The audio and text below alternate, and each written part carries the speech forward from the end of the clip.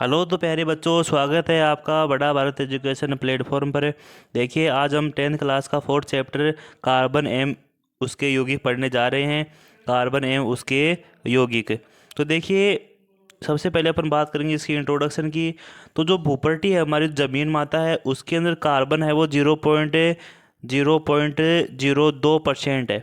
0.02% carbon है, जो carbonate, hydrocarbonate और कोयले और पेट्रोलियम के रूप में उपस्थित है। तो हमारा जो जो भूप्रटी है उसके अंदर कार्बन है 0.2% है। ठीक है। और ये कार्बोनेट, हाइड्रोकार्बोनेट, कोयला, पेट्रोलियम आदि के रूप में ज़मीन के अंदर पाया जाता है। 0.2% है। उसके बाद जो वायुमंडल है, कौन है भाई? वायुमंडल। वायुमंडल के अंदर जो कार्बन की जो परसेंटेज है वो है 0.03%। और ये CO2 के रूप में उपस्थित है वायुमंडल में। कार्बन किस रूप में है भाई? CO2 के रूप में उपस्थित है। तो मैंने लिखा है वायुमंडल में कार्बन 0.03% CO2 के रूप में उपस्थित है। अब देखिए, आपकी बुक के अंदर एक बड़ा अच्छा क्वेश्चन कर रखा है कि कार्बन है वो किन पदार्थों में पाया जाता है। कार्बन है वो किन पदार्थों में पाया जाता है? तो देखिए, जो कार्बन निम्न पदार्थों में उपस्थित होता है, जैसे कि पेंसिल हो गया, रबर हो गया, पेट्रोल, डीजल, हीरा, ग्रेफाइट, फुलरीन, चीनी, भोजन, कोयला आदि अनेक पदार्थों में कार्बन उपस्थित होता है। ठीक है। इसके बाद अपन बात करें कार्बन की विशेषता की। कार्बन की विशेषता क्या होती है? कार्बन एक, पहला भी नहीं विशेषता लिखी है, कार्बन एक अधातु होती है जिसका जो एटॉमिक नंबर होता है वो 6 होता है। जो परमाणु क्रमांक होता है वो कितना होता है भाई? कार्बन का वो 6 होता है। उसके बाद बात करता हूँ मैं इसके इलेक्ट्रॉनिक विन्यास की। तो इसका जो इलेक्ट्रॉनिक विन्यास होता है वो होता है 1s2 2s2 2p2। ये इंपॉर्टेंट है भाई, ये 1s2 2s2 2p2 कार्बन का इलेक्ट्रॉनिक विन्यास होता है। अगर आपको डिटेल से का इलेक्ट्रॉनिक विन्यास वीडियो चाहिए तो कमेंट कीजिए, हम उनके ऊपर भी आपको वीडियो बना के देंगे। उसके बाद देखिए, जो कार्बन की जो संयोजकता होती है वो +4 और -4 होती है, क्योंकि जो कार्बन के जो कोष होते हैं, पहला कोष में अपन 2 इलेक्ट्रॉन भरते हैं, उसके बाद जो दूसरा कोष है उसमें 4 इलेक्ट्रॉन भरेंगे। तो इसका अष्टक पूरा करने के लिए इसको 4 इलेक्ट्रॉन लेने की आवश्यकता है या इन 4 इलेक्ट्रॉन को त्यागने की आवश्यकता होती है। तो ये अपना अष्टक को पूरा करने के लिए या तो 4 इलेक्ट्रॉन को त्याग देता है, इसलिए इसकी +4 आ जाती है, या फिर बाहर से 4 इलेक्ट्रॉन को ग्रहण कर लेता है या इसकी -4 आ जाती है। इसलिए तो जो कार्बन की जो संयोजकता होती है वो +4 भी होती है और -4 भी होती है, दोनों इसकी संयोजकताएं होती हैं। उसके बाद देखिए, जो अगला पॉइंट है वो हमारा ये है कि कार्बन में अन्य कार्बन परमाणु के साथ बंध निर्माण की अद्वितीय क्षमता पाई जाती है। कार्बन ही एक ऐसा परमाणु है जो कार्बन दूसरे कार्बन परमाणु के साथ जुड़कर बहुत लंबी श्रृंखला बना लेता है। इसके अंदर ही अद्वितीय क्षमता पाई जाती है और आवर्त सारणी के अंदर ऐसा कोई भी तत्व नहीं है जिसके अंदर इतने सारथ्य जुड़ने की क्षमता होती है, इतने बंध बनाने की क्षमता होती है, इतनी लंबी श्रृंखला बनाने की हिम्मत होती है किसी के अंदर। ये कार्बन के अंदर ही उपस्थित होती है। तो मैंने इसे लिखा है कि कार्बन में अन्य कार्बन परमाणु के साथ बंध निर्माण की अद्वितीय क्षमता पाई जाती है। अब इसके बाद देखिए, हम पढ़ेंगे सहसंयोजक बंध, या इसी को बोलते हैं सहसंयोजक बंध बोलते हैं। अब सहसंयोजक बंध क्या होते हैं? तो ये बड़ा इंपॉर्टेंट है भाई, सहसंयोजक बंध क्या होते हैं, तो इसको अपन ध्यान से पढ़ते हैं। तो देखिए, सहसंयोजक बंध, देखिए, दो परमाणु होते हैं। 2 परमाणु, जैसे मैंने हाइड्रोजन के 2 परमाणु ले लिए और हाइड्रोजन के पास 1 इलेक्ट्रॉन होता है। कितने इलेक्ट्रॉन होते हैं हाइड्रोजन के पास? 1 इलेक्ट्रॉन होते हैं। अब जब ये इलेक्ट्रॉन आपस में साझेदारी करेंगे और साझेदारी द्वारा बंध बना लेंगे एक, तो जो ये बंध है इसी को अपन बोलते हैं सहसंयोजक बंध। अर्थात जो 2 परमाणुओं के बीच इलेक्ट्रॉन की साझेदारी द्वारा जो बंध बनता है इसी को हम बोलते हैं सहसंयोजक बंध बोलते हैं, सहसंयोजक बंध बोलते हैं। तो मैंने इसकी परिभाषा भी लिखी है कि 2 परमाणुओं के बीच इलेक्ट्रॉन के एक युग्म की साझेदारी द्वारा। अब 2 परमाणु हो गए, जैसे मैंने यहाँ पर 2 परमाणु लिए, एक हाइड्रोजन का एक परमाणु ले लिया, एक परमाणु हाइड्रोजन का मैंने ये ले लिया जिसमें के पास 1 इलेक्ट्रॉन है, और दूसरा हाइड्रोजन का परमाणु मैंने ये ले लिया, उसके पास भी क्या है भाई? 1 इलेक्ट्रॉन है। दोनों ने आपस में साझेदारी की और एकल बंध का निर्माण कर दिए। ठीक है। तो देखिए, यहाँ पर इलेक्ट्रॉन के एक युग्म की साझेदारी हो रही है, एक इलेक्ट्रॉन की नहीं एक इलेक्ट्रॉन की साझेदारी नहीं हो रही, एक इलेक्ट्रॉन युग्म की साझेदारी हो रही है। अब कोई बंध एक इलेक्ट्रॉन युग्म की साझेदारी द्वारा बनता है तो इसको अपन बोलते हैं सहसंयोजी आबंध बोलते हैं। तो मैंने साफ साफ लिखा है कि दो परमाणुओं के बीच इलेक्ट्रॉन की एक युग्म की साझेदारी द्वारा बना बंध सहसंयोजक बंध कहलाता है। कौन सा बंध कहलाता है भाई? सहसंयोजक बंध कहलाता है। उसके बाद देखिए सहसंयोजक आबंध तीन प्रकार के होते हैं। सहसंयोजक जो बॉन्ड होते हैं वो तीन प्रकार के होते हैं। इनकी संख्या के आधार पर इनको बांटा है। अगर दो परमाणुओं के बीच एकल बंध है तो इसको बोलेंगे अपन एकल बंध। अगर दो परमाणुओं के बीच द्विबंध है तो उसको अपन बोलेंगे द्विबंध। और तीन तीन बंध है तो उसको बोलेंगे त्रिबंध। तो सबसे पहले अपन बात करेंगे एकल बंध की। सबसे पहले अपन बात करेंगे एकल बंध की। तो देखिए एकल सहसंयोजी आबंध। एकल सहसंयोजी आबंध देखिए मैंने हाइड्रोजन का दो परमाणु ले लिए, दोनों के पास एक एक इलेक्ट्रॉन होते हैं, वो आपस में साझेदारी कर लिए और H2 का एक अणु का निर्माण कर लिए। जब हम इसकी इलेक्ट्रॉन बिंदु संरचना दर्शाएंगे, इलेक्ट्रॉन बिंदु संरचना लिखेंगे किसकी?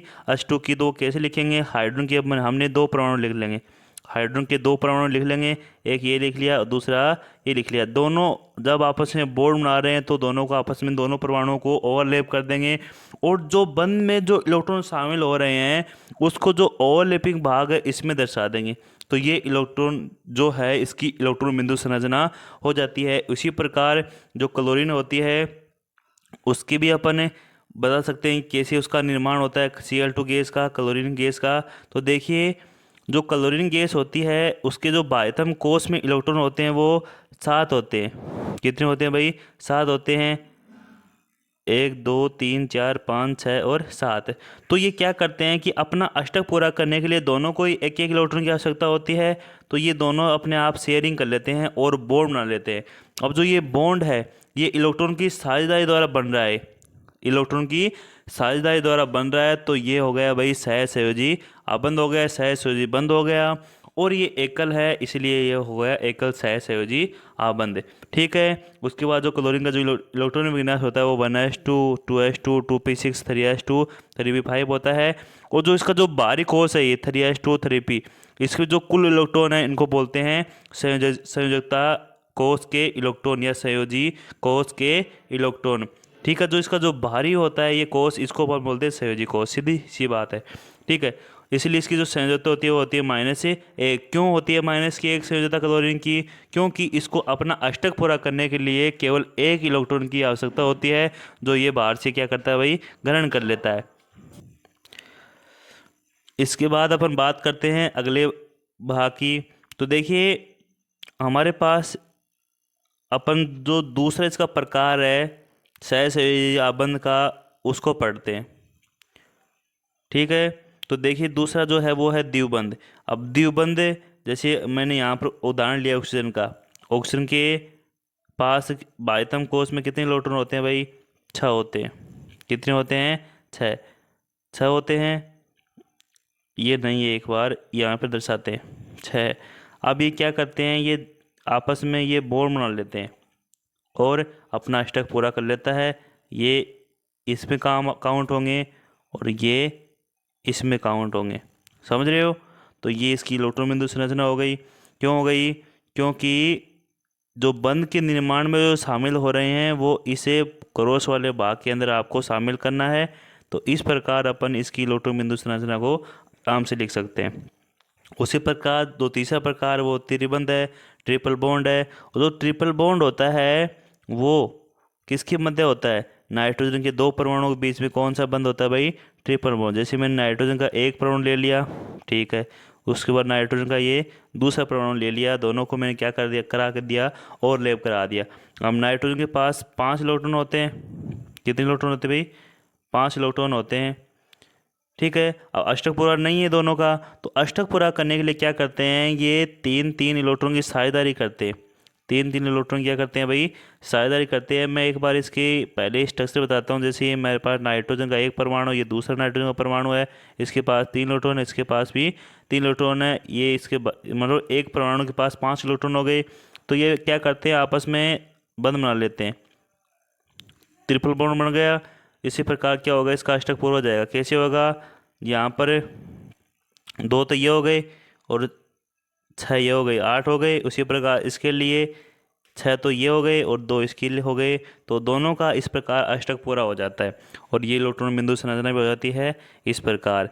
इसके बाद देखिए मैंने यहाँ पर एक क्वेश्चन के रूप में बहुत सारे थ्योरी को कवर किया है।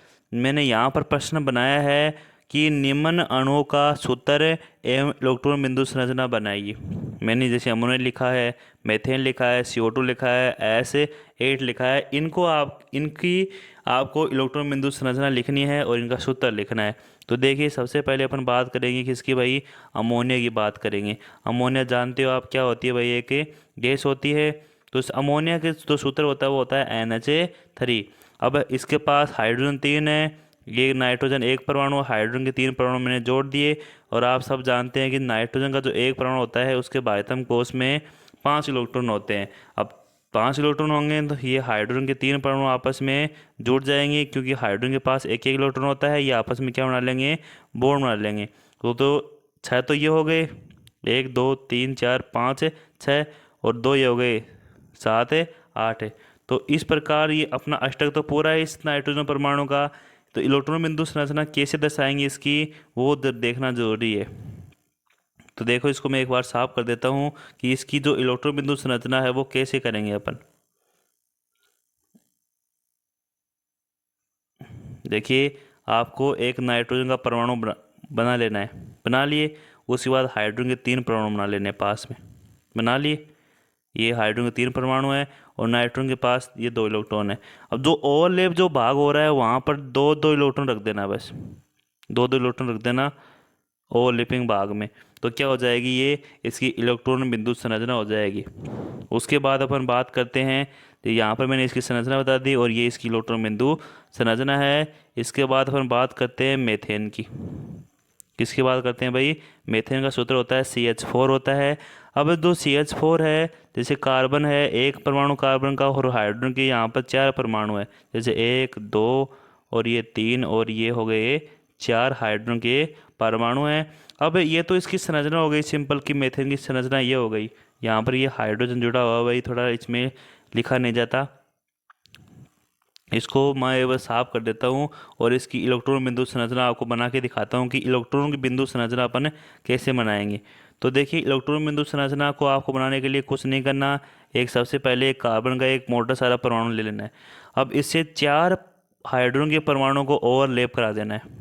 4 हाइड्रोजन के परमाणुओं को क्या करा देना है, ओवरलैप करा देना है। और प्रत्येक में जो बंध के अंदर जो शामिल इलेक्ट्रॉन है उसको दर्शा देना है। जैसे हम डॉट से दर्शा देते हैं इलेक्ट्रॉन को, आप क्रॉस से भी दर्शा सकते हैं, डॉट से भी दर्शा सकते हैं, किसी से भी आप दर्शा सकते हैं। तो इस प्रकार अपन इसकी मेथेन की इलेक्ट्रॉन बिंदु संरचना को आराम से कर सकते हैं। सिर्फ जो इसके जो परमाणु लिखने हैं और परमाणु को आपस में ओवरलैप कराकर जो बंद के जो इलेक्ट्रॉन हैं उनको लिख देना है ओवरलैपिंग भाग के अंदर। तो आपको क्या प्राप्त हो जाएगी भाई, इसकी इलेक्ट्रॉन बिंदु संरचना प्राप्त हो जाएगी। इसके बाद अपन बात करते हैं CO2 की, जिसको अपन बोलते हैं कार्बन डाइऑक्साइड गैस। क्या बोलते हैं भाई इसको, कार्बन डाइऑक्साइड गैस, जिसको सूत्र होता है CO2। अब जिसकी संरचना होती है वो इस प्रकार होती है, हो गई संरचना C double bond O double bond O। ये तो इसकी बेसिक संरचना है CO2 की, लेकिन इसकी इलेक्ट्रॉन बिंदु संरचना को अपन कैसे बनाएंगे वो देखना जरूरी है। तो आपको मैंने बताया कि आपको जैसे कि यहाँ पर 3 परमाणु है, एक ऑक्सीजन का परमाणु है, ठीक है, उसको ओवरलैप करा दो किसके परमाणु से, ये जैसे बीच में कार्बन का परमाणु है, ये ऑक्सीजन का परमाणु है, और साथ में कौन है इधर, फिर से ऑक्सीजन का परमाणु है। तो ऐसे इस प्रकार क्या है आपके पास है कार्बन और ऑक्सीजन के परमाणु हैं, आपको उनको ओवरलैप करा देना है। अब देखिए जो बंद के इलेक्ट्रॉन हैं उनको यहाँ पर दर्शा देना है। जैसे यहाँ पर 4 इलेक्ट्रॉन काम में आ रहे हैं तो 4 इलेक्ट्रॉन यहाँ पर दर्शा दो। उसी प्रकार 4 इलेक्ट्रॉन इस वाले भाग में आ रहे हैं तो 4 इलेक्ट्रॉन यहाँ पर दर्शा सकते हैं। तो इस प्रकार इसकी क्या हो जाएगी, इलेक्ट्रॉन बिंदु संरचना हो जाएगी। और ऑक्सीजन के बाद ये 4 बचेंगे ऑक्सीजन के पास।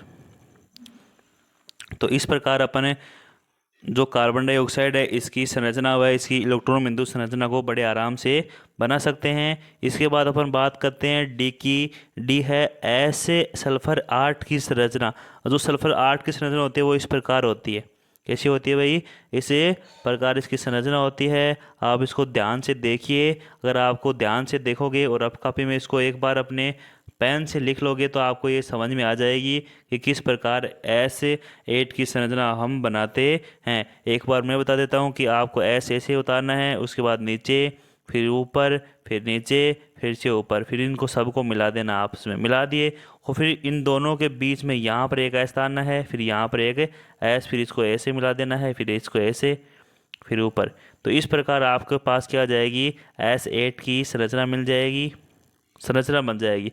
और इसकी इलेक्ट्रॉन बिंदु संरचना के लिए क्या करेंगे, आप S के 8 परमाणु उतार लेंगे पास पास, उनको ओवरलैप कराते जाइए और प्रत्येक में 2 इलेक्ट्रॉन डाल देना। तो इस प्रकार आपके पास S8 की संरचना और इलेक्ट्रॉन बिंदु संरचना आराम से प्राप्त हो सकती है।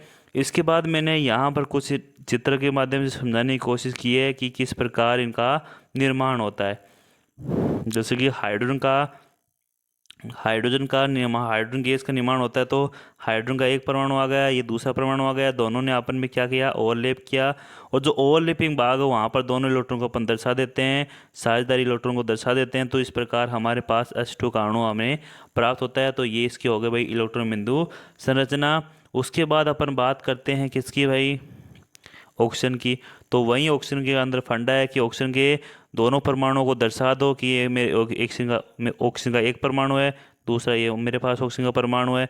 अब जो बंद के इलेक्ट्रॉन है, देखिए ऑक्सीजन और डबल बॉन्ड और जुड़ता है, तो बंद के अंदर कितने इलेक्ट्रॉन शामिल हो रहे हैं, 4 शामिल हो रहे हैं, 1 2 3 4। तो चारों को यहाँ पर दर्शा दो और बाकी जो बच गए उनको यहाँ पर दर्शा दो। अब ये जो लिखते हैं अपन वो लिखते हैं जिनके बाह्यतम कोश में इलेक्ट्रॉन है। जैसे ऑक्सीजन के बाह्यतम कोश में 6 इलेक्ट्रॉन है, तो उस प्रकार 2 को तो लिख देंगे बॉन्ड के अंदर और 2 को लिख देंगे बाहर, 4 को लिख देंगे बाहर। तो इस प्रकार क्या हो जाएगा, आपका अष्टक पूरा हो जाएगा। जैसे यहाँ पर संरचना दे रखी है, ऑक्सीजन के 2 परमाणु, एक ये दूसरा ये, जो बंद के अंदर शामिल हो रहे हैं वो ओवरलैपिंग भाग में, और जो बच गए वो ऊपर नीचे इनके ऊपर लिख दिए। ठीक है, ये तो हो गया इनका निर्माण। उसी प्रकार नाइट्रोजन का है, तो नाइट्रोजन के पास बाह्यतम कोश में 5 इलेक्ट्रॉन है, इसके पास ही 5 इलेक्ट्रॉन है, 3 इलेक्ट्रॉन ने आपस में साझेदारी द्वारा ट्रिपल बॉन्ड बना लिया। और इसकी जब इलेक्ट्रॉन बिंदु संरचना लिखेंगे तो क्रॉस मारेंगे दोनों परमाणुओं का, और जो क्रॉस वाले भाग में जो साझेदारी के जो साझेदार हो रहे हैं इलेक्ट्रॉन उनको दर्शा देंगे। क्रॉस के माध्यम से दर्शा सकते हैं और डॉट के माध्यम से भी अपन दर्शा सकते हैं। तो इस प्रकार आपको नाइट्रोजन के इलेक्ट्रॉन बिंदु संरचना प्राप्त हो जाएगी। उसके बाद अपन बात करते हैं यहाँ पर कार्बन की बात करते हैं। अब कार्बन की जो इलेक्ट्रॉन बिंदु संरचना होती है, मीथेन की, सॉरी कार्बन नहीं, CH4 की। तो CH4 की जो इलेक्ट्रॉन बिंदु संरचना होती है वो इस प्रकार होती है। कार्बन का एक परमाणु ले लेंगे बड़ा सारा, कार्बन का एक परमाणु ले लेंगे, उसमें क्या करेंगे, जैसे ये मैंने ले लिया कार्बन का एक परमाणु। अब उस एक परमाणु से 4 हाइड्रोजन को ओवरलैप करा देंगे, करा दिए, ठीक है। और जो ओवरलैपिंग भाग है वहाँ पर 2 इलेक्ट्रॉन रख देंगे आराम से, और इनके ऊपर लिख देंगे हाइड्रोजन हाइड्रोजन हाइड्रोजन हाइड्रोजन। तो इस प्रकार हमारे पास प्राप्त हो जाएगी CH4 की इलेक्ट्रॉन बिंदु संरचना। अगर आपको वीडियो अच्छा लगा तो वीडियो को लाइक कीजिए, चैनल को सब्सक्राइब कीजिए। और ये हमारा इस चैप्टर का पहला पार्ट है, और प्लेलिस्ट पर आप जाकर इसके सभी भागों को आराम से देख सकते हैं। ठीक है, मिलते हैं भाई हम अगले वीडियो में। धन्यवाद।